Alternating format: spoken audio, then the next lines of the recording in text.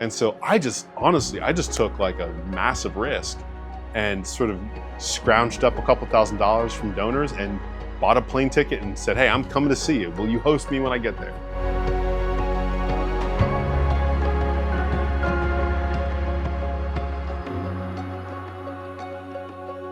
The team was pretty young, and really the initiatives were very new. I remember my first week coming into branches worldwide.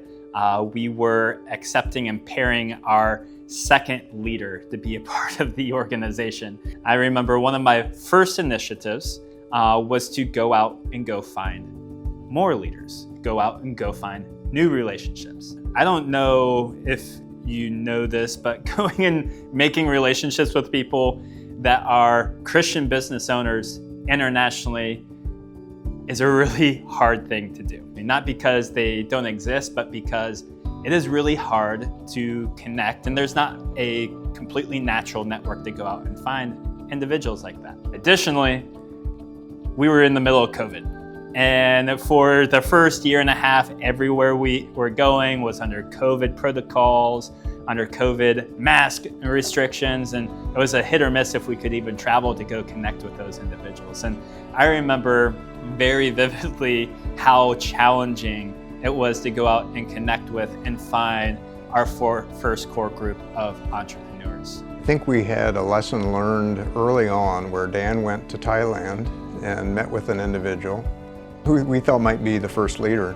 I just took like a massive risk and sort of scrounged up a couple $1,000s from donors and bought a plane ticket and said, hey, I'm coming to see you. Will you host me when I get there? Will you meet with me if I get there? And he's like, yeah, sure, I'll meet with you. If you're gonna fly halfway across the world, I'll have an hour coffee with you. So I did. I literally flew all on the other side of the world. Met with him, good conversation. He seemed tacitly interested, remotely interested. So then I, flew back and then actually took a second trip with another new staff member, him and I together. And we spent 2 weeks there. I learned a couple things. Number one, 2 weeks is way too long to spend trying to visit one person. Because after probably day 4, he's like, what are you guys still doing here? Like, do you have anything else to do other than talk to me? So that was the first thing I realized. Second thing I realized, in that Thai culture, it is very, very difficult for them to look you in the eye and say, no, I don't want to do this.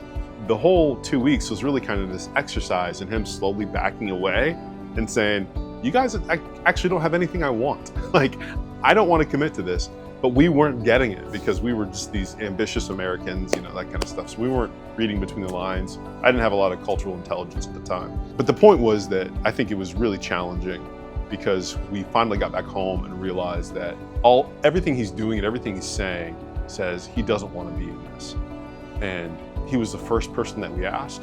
We had invested a lot of time and a lot of money in recruiting our very first one. And it was a flat out no. We did not have an actual system in place. We didn't have literature and so forth as to how we were going to do things. And consequently, although that party experienced initial interest, that quickly faded because they didn't see the validity of joining an organization that did not have those pieces in place.